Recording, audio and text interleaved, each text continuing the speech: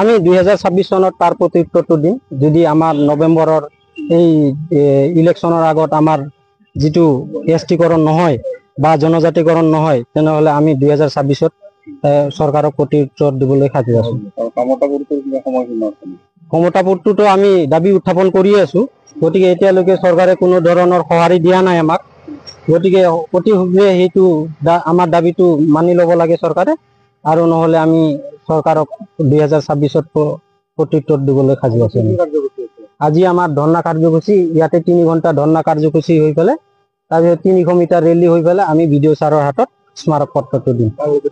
আমি president of India আৰু prime minister of India আৰু হোম মিনিষ্টাৰ অফ ইণ্ডিয়া। আমি গড়েশ্বৰ ব্লকৰ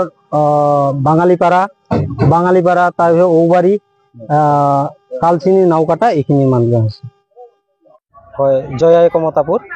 আজি আমি এই গড়েশ্বৰ ব্লক KSDC কাউন্সিলৰ ধৰ্ণা কাৰ্যসূচী 3 ঘণ্টীয়া ধৰ্ণা কাৰ্যসূচী আছে। ইয়াত আমি 300 মিটাৰ ৰেলী কৰি পেলাই বিডিঅ ছাৰৰ হাতত স্মাৰক পত্ৰটো দিম। আমাৰ জনজাতিকৰণটো অতি সোনকালে হ'ব লাগে, আৰু বিশেষকৈ আছে আমাৰ পৃথক ৰাজ্য কমতাপুৰ, যিটো 1991 চনৰ 28 আগষ্ট তাৰিখে যিটো মাদ্ৰাজ চুক্তি হৈছিল, সেই মাদ্ৰাজ চুক্তি অনুসৰি আমাৰ নিজৰ ৰাজ্যটো আমাক ঘূৰাই লাগে।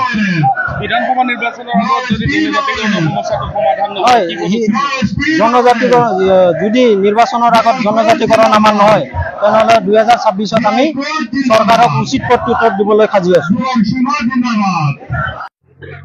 এই আজি গড়েশ্বৰ ব্লকত আমাৰ 3 ঘণ্টীয়া ধৰ্মসূচী আমাৰ যিবিলাক নেকি দাবী দিব লগা চৰকাৰে আছিল, সেইবিলাকৰ দাবী আমাৰ এতিয়াও পূৰণ হোৱা নাই 6 জনগোষ্ঠীৰ। তো গতিকে আমি সেই 6 জনগোষ্ঠীয়ে এতিয়া সম্পূৰ্ণ আমি দাবী প্ৰকাশ কৰিছোঁ বা সম্পূৰ্ণ আমি দাবী জাৰি কৰিছোঁ যে আমাৰ দাবী যে আছে 6 জনগোষ্ঠীৰ দাবী, আমাৰ জাতিকৰণ এছটিকৰণ, এই দাবী যাতে আমাৰ অসম চৰকাৰে বা আমাৰ মহোদয় হেমন্ত মহোদয়ে যাতে আমাৰ এই 6 জনগোষ্ঠীৰ ST বা আমাৰ জাতিকৰণ লৈ যাতে মানে